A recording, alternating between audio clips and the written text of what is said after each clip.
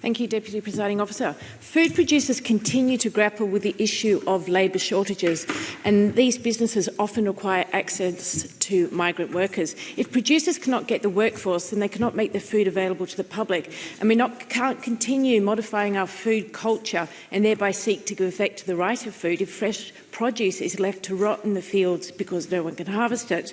In this context, does the Cabinet Secretary agree with me that Labor ought to consider the comments of Keir Starmer, who said that the freedom of movement was a red line and they won't be going back on it?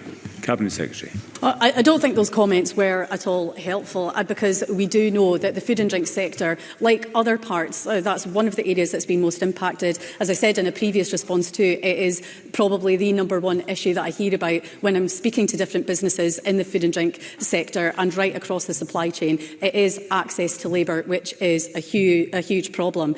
But we know that some of these issues aren't new, but of course they have been exacerbated by the pandemic, as well as, of course, the impact of Brexit.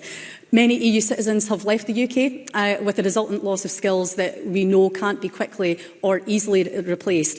And that makes the situation even more difficult for the sectors that have relied on that EU talent. And I know that Keir Starmer appears to be suggesting a policy of British jobs for British workers, but that ultimately fails to recognise the invaluable contribution to our society from overseas workers, but also just the economic reality of the ongoing need for overseas workers for businesses. And with all of Scotland's future population growth projected to come from inward migration, it really is crucial to Scotland's future prosperity. That was neither